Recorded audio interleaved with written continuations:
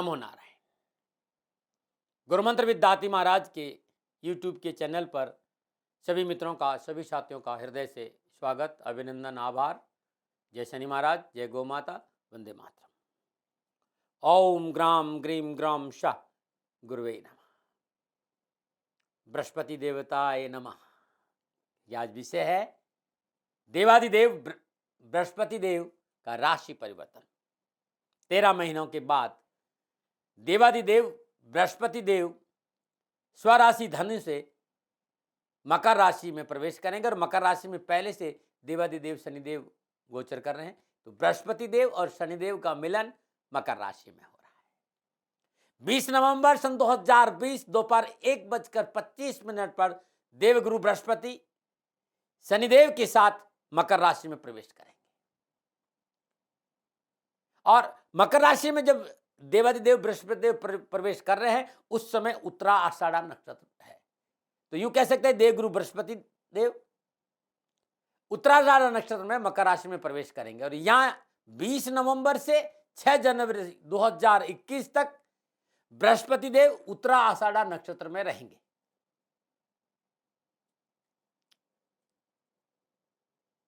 तेरह महीनों के बाद देवगुरु बृहस्पति का राशि परिवर्तन।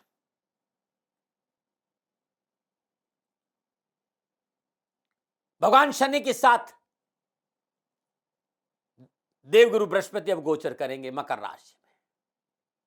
बड़ी भ्रांतियां हैं, बड़ा भ्रम है कि बृहस्पति देव अब नीच राशि में, अपनी नीच राशि में, प्रतिकूल राशि में प्रवेश कर रहे हैं। ग्रह ना नीच होते ना ऊंच होते, उनकी अपनी गति है, शुभाशुभ अपना है उनका। लेकिन मकर राशि में देवगुरु बृहस्पति का प्रवेश अनुकूल नहीं माना गया है, ये विद्वानों का मत है। लेकिन यहां एक अनोखा आश्चर्यजनक युति होने जा रही है कि देवादिदेव शनिदेव स्वराशि मकर में गोचर कर रहे हैं और बृहस्पति देव का मकर राशि में प्रवेश, बृहस्पति और शनिदेव का मिलन अपने आप में बड़ा अद्भुत और नीच भंग राजयोग। जो प्रतिकूलता है वो समाप्त हो गई और यहां दोनों ही देव देने की अवस्था में है।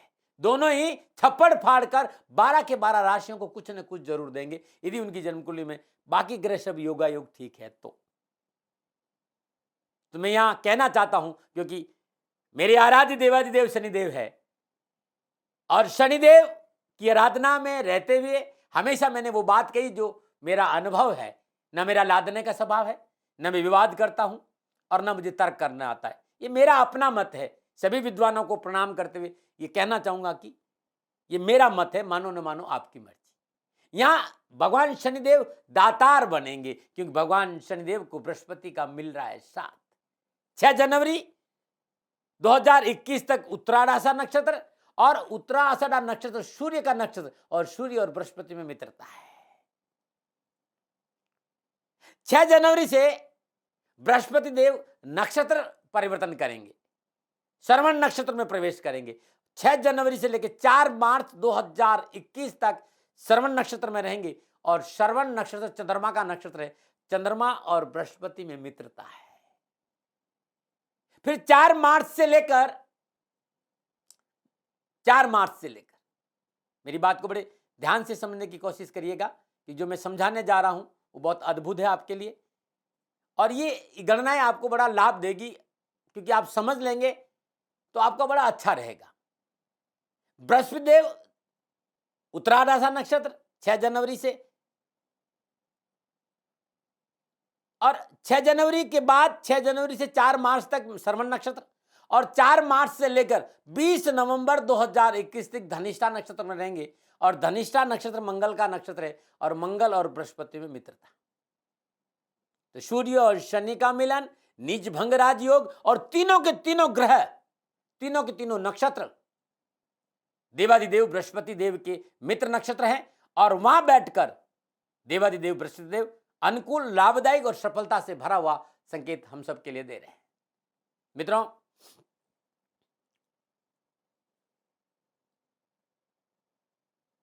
शनिदेव का दातार होना अपने आप में बड़ा अद्भुत और बड़ा ही अलौकिक है क्योंकि बृहस्पति देव और शनिदेव का मिलन, बृहस्पति देव पर शनिदेव की दृष्टि मणिकांचन योग बनाती। और यहां तो देवादिदेव बृहस्पति देव नीचभंग राज योग में भगवान शनिदेव के साथ है, तो बृहस्पति देव और शनिदेव की दोनों दृष्टि, क्योंकि बृहस्पति देव की दृष्टि तो अमृत बरसाती बरसाती, लेकिन यहां भगवान शनिदेव की दृष्टि भी अनुकूल और लाभदायक फल प्रदान करेगी। और सबसे बड़ी बात यह है कि दोनों देव अपनी पूर्णदर्शी सप्तम से एक भाव को एक साथ देखेंगे, यह भी अपने आप में बड़ा अलौकिक है।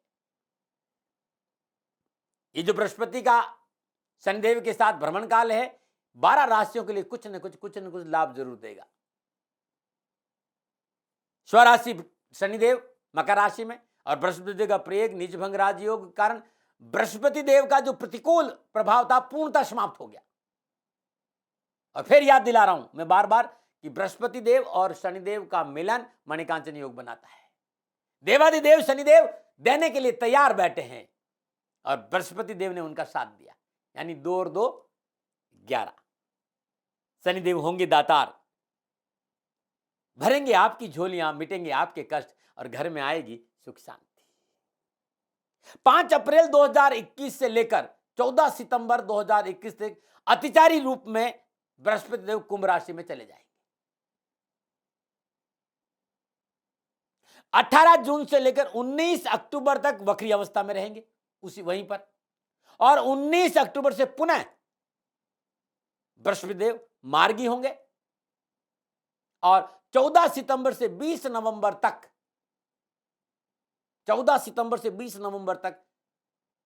2021 तक मकर राशि में रहेंगे बृहस्पति देव। बृहस्पति देव विद्या, धन, ज्ञान, संतान, परिवार, सुहाग, ये सब बिना देवादिदेव बृहस्पति देव की कृपा के बिना संभव नहीं है। साझेदारी में कार्य में लाभ चाहते हैं तो बृहस्पति देव की कृपा जाएगी। और संपूर्ण भाचक्र में, नवग्रह मंडल में, गोचर में देवादिदेव शनिदेव और बृहस्पति देव दोनों की विशेष भूमिका होती है।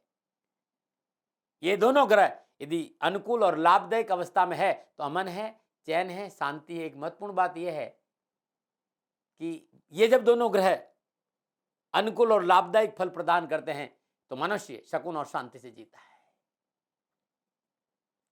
दूसरा एक महत्वपूर्ण मसला यह है कि दोनों ग्रहों की 3 पूर्ण दृष्टियां है। बृहस्पति देव पंचम दृष्टि, सप्तम पूर्ण दृष्टि और नवम पूर्ण दृष्टि, और शनिदेव की 3री, 7वीं और 10वीं। और दोनों ही ग्रह अपने आप में अलौकिक ग्रह है। जहां एक और बृहस्पति धर्म के कारक है तो देवादिदेव शनिदेव कर्म के कारक। धर्म और कर्म का मिलन और अपनी पूर्ण सप्तम दृष्टि से एक भाव को एक साथ देखेंगे और ये देखना बड़ा शुभ होगा। देवादिदेव बृहस्पति देव की दृष्टि में अमृत और शनिदेव इस समय दातार की दृष्टि से देखेंगे तो ये अद्भुत है, अद्भुत है।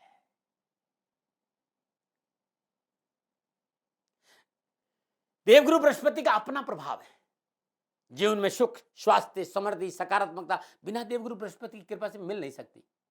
यदि हम लोगों की जन्म कुंडली में बृहस्पति अनुकूल है तो हमारे पास जीवन की गाड़ी सुगमता से अपनों के साथ आगे बढ़ जाती है। साल 2020 के बारे में कुछ समझाने की ज्यादा जरूरत नहीं है। आप सभी लोग जानते हैं कि इस कोरोना वायरस ने हमारी जो जीवन की गाड़ी है वो पटरी से नीचे उतार दी। पूरा संसार उतार चढ़ाव के इस बवंडर को झेला है और अभी भी झेल रहा है। परंतु 20 नवंबर 2020 बृहस्पति देव मकर राशि में देवादिदेव शनिदेव के साथ गोचर करेंगे। जीवन में अनुकूलता आएगी और जीवन की उतरी पटरी पर, जो जीवन की गाड़ी उतर गई पटरी से, पुनः पटरी पर आने लगेगी। 2021 कैरियर, कारोबार, परिवार, स्वास्थ्य, शिक्षा, सामाजिक, राजनीतिक, सेवा, इन सारे मसलों पर पुनः अच्छे परिणाम आपको देखने को मिलेंगे। जनवरी के मध्य से लेकर मार्च आते आते कैरियर, कारोबार और शिक्षा संबंधी कार्य में पुनः गति नजर आएगी। वे लोग जिन्हें शिक्षा संबंधी क्षेत्र में कुछ परिवर्तन करना है उनके लिए क्या रहेगा संदेश 2021 में, या बृहस्पति की राशि परिवर्तन से? क्या 2021 में हम नए व्यापार प्रारंभ करेंगे? क्या हमारी नौकरी लगेगी? क्या हमारा प्रमोशन होगा? क्या हमारा राजनीतिक वर्चस्व बढ़ेगा? क्या राजनीति की सफलता मिलेगी? क्या सामाजिक सेवाओं को अवसर मिलेगा? क्या घर में बरकत होगी? क्या परिवार के सदस्य एक साथ बैठ पाएंगे? क्या शादी विवाह के मसले हल होंगे? क्या अविवाहितों के विवाह होंगे? क्या तलाक की स्थिति टलेगी?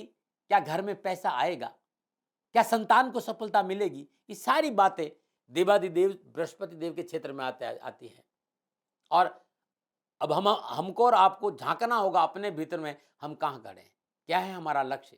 क्या देवगुरु बृहस्पति लक्ष्य प्राप्ति में हमारे सहायक होंगे या फिर आएगी बाधा?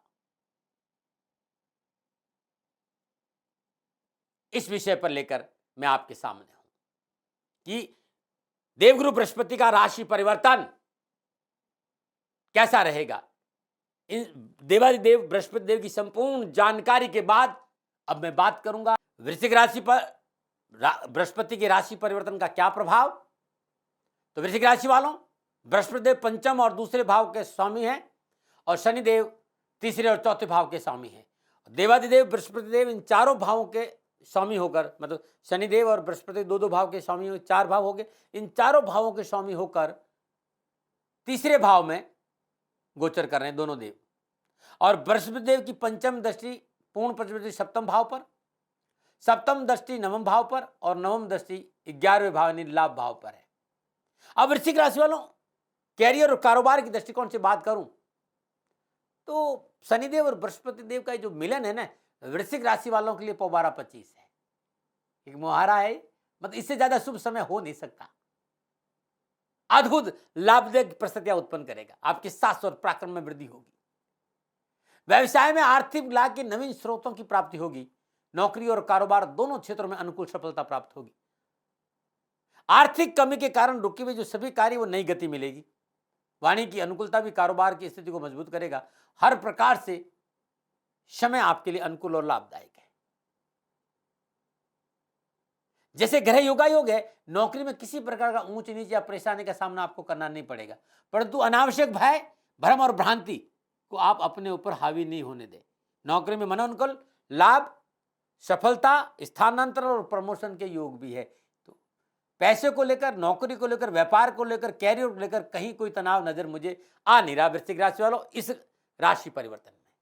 पारिवारिक दृष्टिकोण से पंचम पूर्ण दृष्टि सप्तम भाव को देख रहे हैं। जीवन साथी के सहयोग से पारिवारिक समन्वय बना रहेगा, जीवन साथी का पूर्ण सहयोग मिलेगा और जीवन साथी के सहयोग से अनावश्यक पारिवारिक परेशानियों से आपको मुक्ति मिलेगी।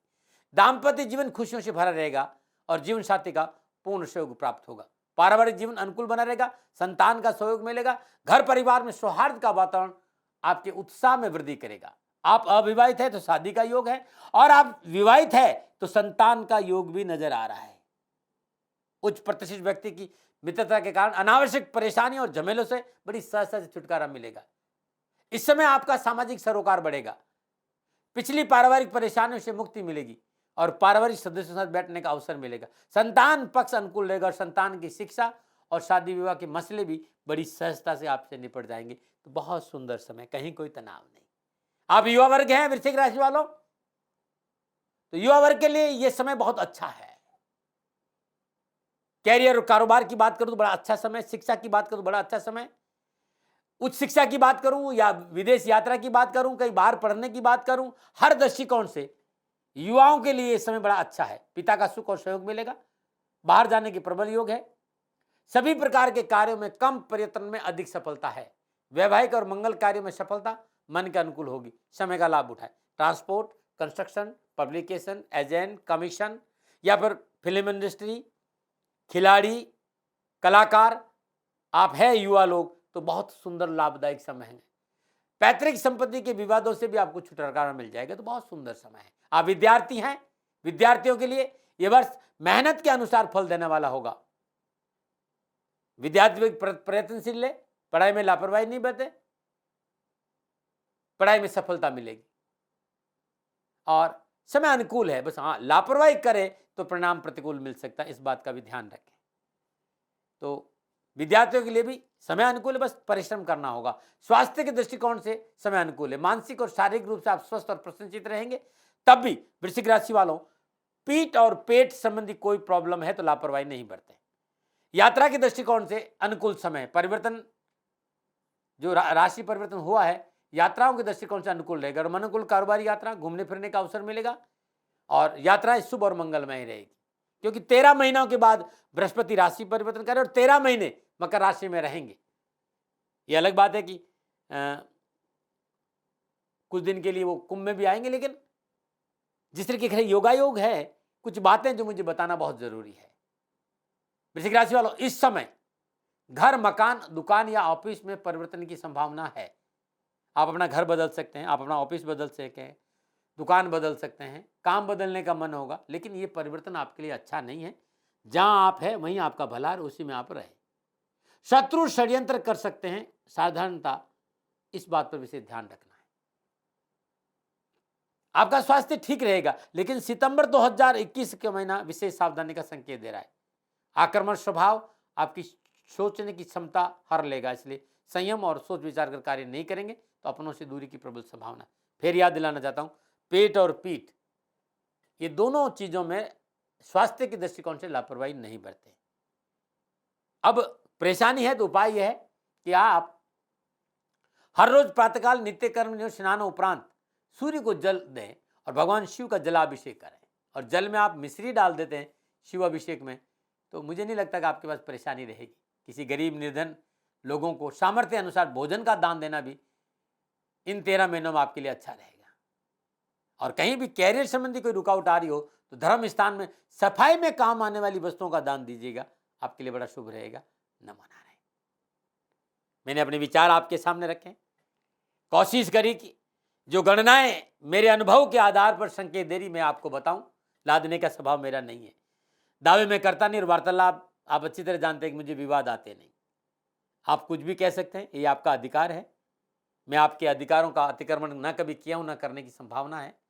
मैंने अपने विचार आपके सामने रखे, मानो न मानो आपकी मर्जी, और सेकंड हो तो ओपिनियन का अधिकार आपका है। आपकी सुखी, स्वस्थ और समृद्धिशील जीवन की मंगल कामना के साथ हृदय से ओम नमो नारायण।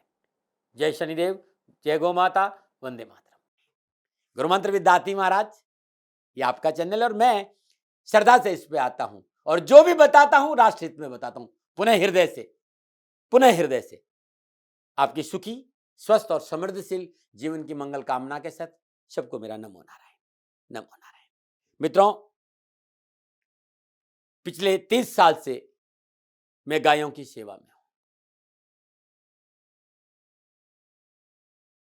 सैकड़ों गायें हैं मेरे पास में, हजारों गायें मेरे पास में, राजस्थान में भी है, दिल्ली में भी है, और मेरे जीवन का हिस्सा रहा है बेटियां और गायें। आप सभी जो जानते हैं कि मैं 96 से बेटी बचाओ पे काम कर रहा हूं, और उससे पहले से मैं गायों पे सेवा कर रहा हूं, और मुझे भारतीय गौ माता की सेवा करने में बड़ा आनंद आता है। मेरा जीवन इससे सुकून और शांति से भरता है, और मेरा साधना में मन लगता है। ये मेरा निजी सुख है गौ माता, मैं कोई आप पे लाद नहीं रहा हूं। पिछले कई दिनों से मेरी आर्थिक परिस्थिति आपसे छुपी नहीं है। इस समय थोड़ा सा मेरी आर्थिक परिस्थिति अनुकूल नहीं है, और गौ माता की सेवा में तकलीफ आ रही है। मैंने राष्ट्र कभी नहीं कहा कि मुझे धन दीजिए, मैं ये नहीं कहता, लेकिन आप सभी लोग मेरे से मिलना चाहते हैं, आप सभी लोग मेरे से अपनी समस्याओं का समाधान चाहते हैं, उसके लिए मुझे समय देना होगा। लोगों ने मुझसे कहा कि दाती महाराज आप लोगों से बात करिए, और उसी आशा के साथ मैं आपसे बात कर रहा हूं कि आप वास्तव में मेरे से बात करना चाहते हैं। आप चाहते हैं कि मैं व्यक्तिगत तो मिलूंगा नहीं, व्यक्तिगत तो मिल नहीं पा रहा हूं, लेकिन गूगल मीट पे या जियो मीट पर या जो भी सोशल मीडिया का सिस्टम है उस पर आप मिलने चाहते हैं तो ये नंबर है। लेकिन मेरा निवेदन है, मेरी फीस नहीं, मेरी गायों की सेवा आप गौशाला में 2100 रुपया सेवा दीजिए, दान दीजिए, और वो बता देंगे आपको कि ये शनिधाम गौशाला का अकाउंट नंबर है, ये उसका पेटीएम नंबर है, या गूगल जो भी सिस्टम पेमेंट का होगा वो आप लोगों को बताएंगे।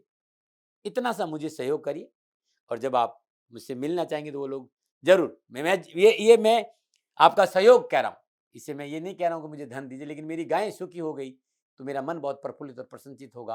हृदय से दुआ दूंगा, क्योंकि मुझे मेरी गायें सुखी चाहिए। इसीलिए मैं आज पहली बार, आप इतने वर्षों में पहली बार कह रहा हूं कि शनिधाम गौशाला में 2100 रुपया डालकर जो नंबर आ रहे हैं उस पर आप अपना date of birth, time of birth, place of birth भेजिए और मैं आपको समय जरूर दूंगा और मैं वीडियो पर आपसे बात जरूर करूंगा। जितना मैं जानता हूं आपको सहयोग जरूर करूंगा। संपूर्ण राष्ट्र से क्षमा मांगते हुए पहली बार ये निवेदन कर रहा हूं। कहीं ये मत सोचना कि मैं व्यापारी हूं या धन चाहिए। परिस्थितियां ऐसी है कि मैं मेरी मां की सेवा नहीं कर रहा हूं। गाय मेरी मां है, मेरे जीवन का आधार है, ये मेरी राष्ट्र की धरोहर है। मैं गौ संरक्षण और गौ संवर्धन पर पिछले 30 साल से लगा हुआ हूं। इस समय थोड़ी सी परिस्थितियां अनुकूल नहीं है, तो मैं मेहनत करूंगा आपके लिए। मुझे मांगना नहीं आता, मैं अपनी मेहनत का, पहली बार अपने परिश्रम का प्रतिफल मांग रहा हूं आप लोगों से कि भाई 2100 रुपया गौशाला में दान दीजिए या जो सेवा दीजिए, जाइए कुछ भी जो आप करें देकर आप वो जो नंबर आ रहे हैं इस पर बताइए। समय मिलेगा और मैं आपसे बात जरूर करूंगा। और ये उपाय करिए। वैसे भी मेरी, आप इस उपाय करने से मेरी जरूरत आपको नहीं पड़ेगी, लेकिन मेरी जरूरत है बात करने की है, तो गाय की सेवा आपको करनी होगी। ओम नमो नारायण, ओम नमो नारायण, ओम नमो नारायण।